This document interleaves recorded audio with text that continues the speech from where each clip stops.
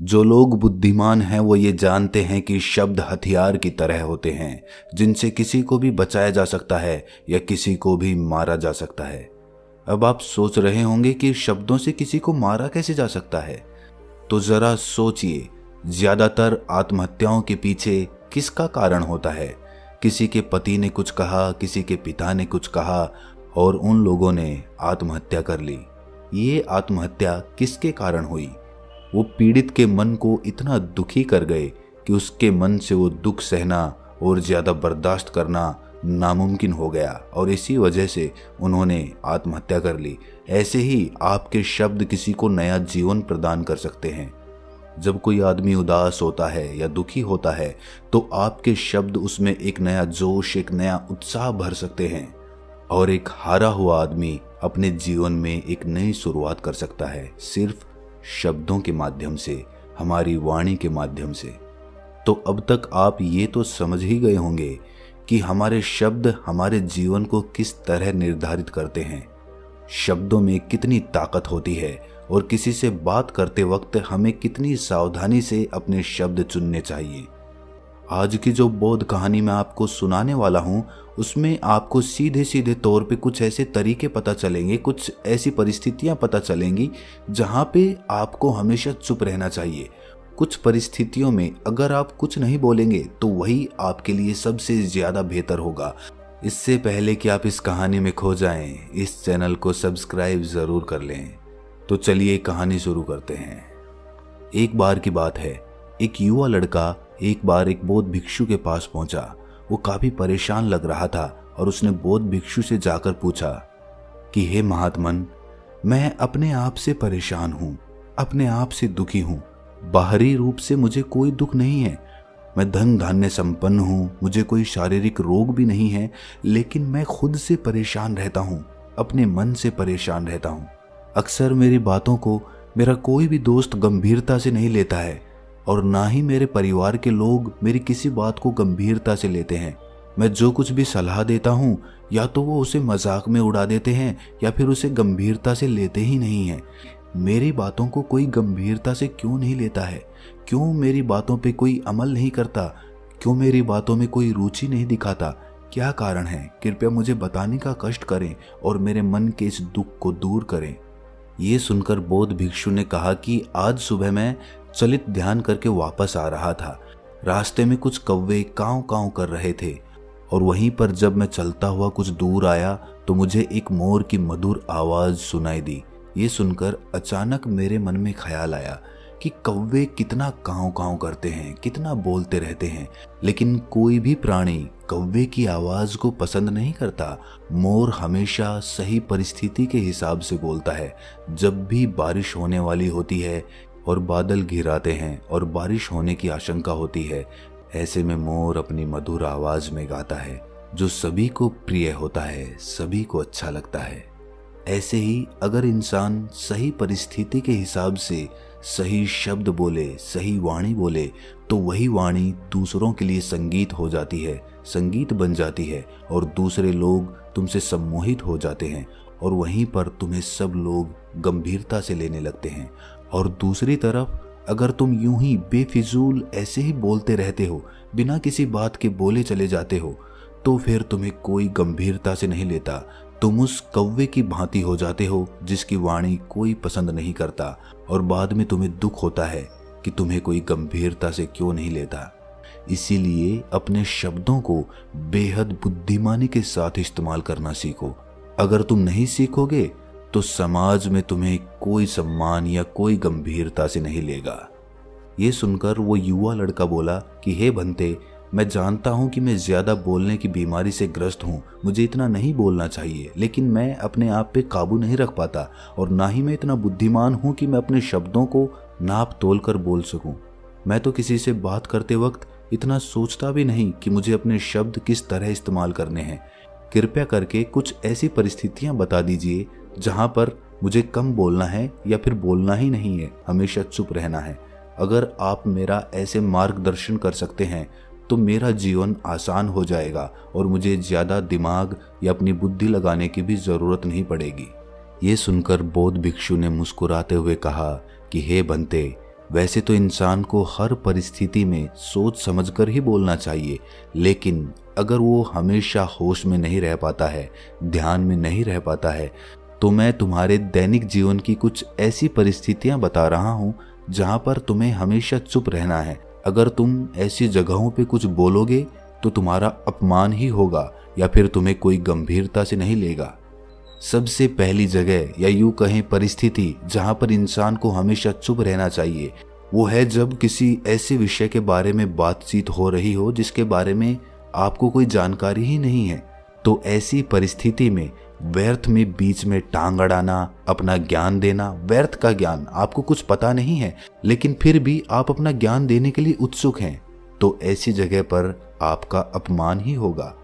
जरा तुम खुद सोचो, जब कोई बीमार आदमी अपनी बीमारी के बारे में चर्चा कर रहा हो और आपको औषधियों के बारे में कोई भी ज्ञान नहीं है, लेकिन फिर भी आप व्यर्थ में, बेकार में उसे ऐसी ऐसी औषधियां बता रहे हैं जिनका उसकी बीमारी से कोई तालमेल ही नहीं है, तो ऐसे में आप अपनी प्रतिष्ठा अपने हाथों से गंवा रहे होते हैं और आपको पता ही नहीं होता। ऐसी परिस्थिति में आदमी को हमेशा सुनना चाहिए। ध्यान से सुनना भी एक कला होती है। अगर आप सुनने का दिखावा करेंगे तो कहीं ना कहीं सामने वाले आदमी को ये एहसास हो जाता है कि ये मेरी बात पूरे ध्यान से नहीं सुन रहा है। इसीलिए जब आपको किसी विषय के बारे में पूरी तरह से जानकारी ना हो तो वहाँ पर केवल अपने कान लगाना ही ज़्यादा महत्वपूर्ण होता है, ज़्यादा ज़रूरी होता है। आप उस इंसान की बातें ध्यान से सुन सकते हैं और इसी बीच आप दोनों के बीच एक संबंध पैदा होगा और वो संबंध सच्चा होगा क्योंकि आपने उसकी बात को बड़े ही ध्यान से सुना है और इस बात का पता सामने वाले को भी होता है। तो हम बिना कुछ बोले सिर्फ सुनने मात्र से किसी को अपना दोस्त या अपना मित्र बना सकते हैं। इस बात को हमेशा ध्यान में रखना। दूसरी जगह जहां इंसान को हमेशा चुप रहना चाहिए वो है खाना खाते वक्त। खाना इंसान को हमेशा चुप रहकर खाना चाहिए, मौन रहकर खाना चाहिए। महात्मा बुद्ध और उनके भिक्षु हमेशा चुप रहकर भोजन करते हैं, शांत भाव से भोजन करते हैं, परिपूर्ण होकर भोजन करते हैं, पूरी तरह से करते हैं, एक एक टुकड़े का स्वाद लेकर भोजन करते हैं। और ऐसा भोजन जब आपके शरीर में पहुंचता है तो वो आपके अंग अंग तक ऊर्जा पहुंचाता है। अक्सर हम भोजन करते वक्त कुछ ना कुछ बोलते रहते हैं, कुछ ना कुछ सुनते रहते हैं, लेकिन मौन रहकर पूरा स्वाद लेकर उस भोजन को कभी नहीं करते। हम उस भोजन को करते वक्त आधे अधूरे ही रहते हैं और इसीलिए हमारा शरीर रोगों से ग्रस्त हो जाता है। जरा तुम खुद सोचो, बौद्ध भिक्षु हमेशा भिक्षा लेकर भोजन करता है और भिक्षा भी कितनी, बिल्कुल मामूली सी, और वो भी एक वक्त। तो एक वक्त भोजन करने के बाद भी वो इतने स्वस्थ रहते थे, इतने उत्साह, जोश और आनंद से भरे होते थे। और हम तो इतना खाना खाते हैं, इतनी सारी भोजन की सामग्रियां हमारे लिए उपलब्ध होती हैं, लेकिन हमारे शरीर में कोई ऊर्जा नहीं होती। इसका सबसे बड़ा कारण होता है कि हम अपना भोजन होश में नहीं करते हैं, परिपूर्ण होकर नहीं करते हैं, मौन रहकर नहीं करते हैं। इसीलिए अपना भोजन हमेशा मौन रहकर ही करो। तीसरी जगह या यूं कहें परिस्थिति जहां पर अगर आपने चुप रहना सीख लिया तो इसका मतलब ये है कि आपने अपने ऊपर विजय हासिल कर ली। जी हाँ, गुस्से में शांत रहना या चुप रहना इतना आसान नहीं होता है। अक्सर हम गुस्से से भरकर कुछ ऐसे शब्द या अपशब्द बोल जाते हैं जिसका पछतावा हमें हमेशा रहता है, लेकिन जुबान से निकला हुआ शब्द वापस नहीं हो सकता, उस शब्द को मिटाया भी नहीं जा सकता।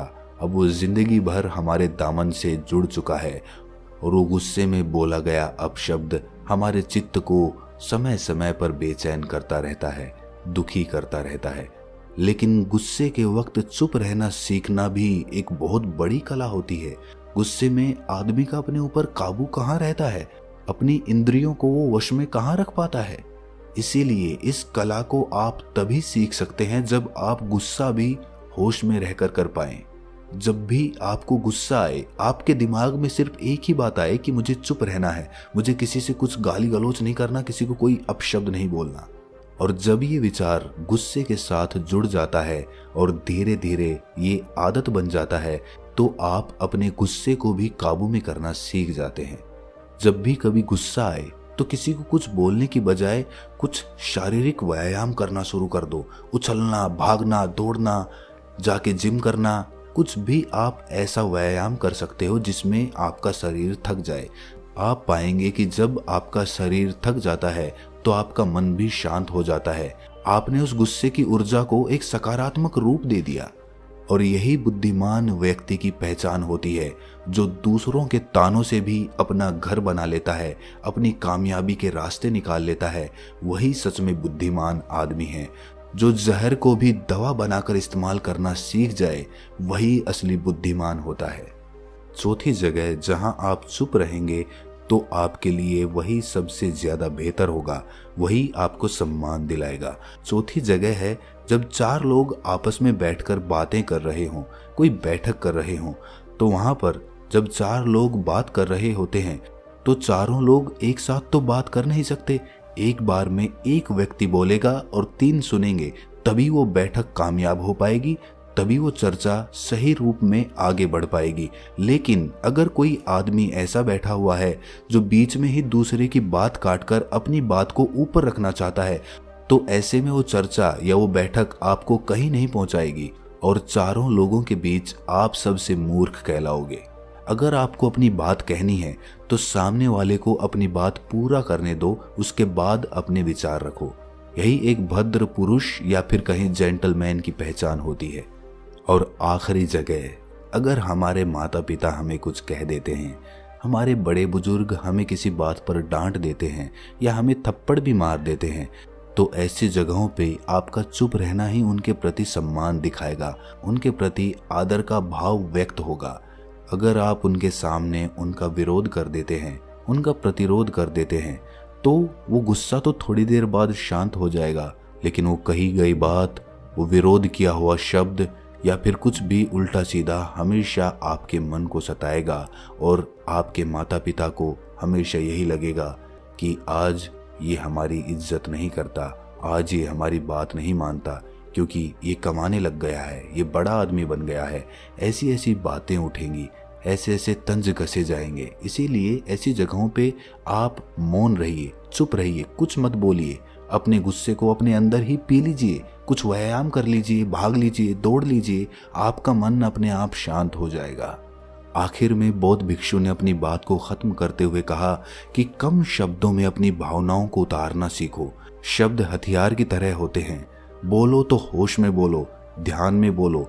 जीवन शैली ऐसी बना लो कि आप जब भी बोलो पूरे होश में रहकर बोलो, पूरे आनंद के साथ बोलो, पूरे प्रेम के साथ बोलो।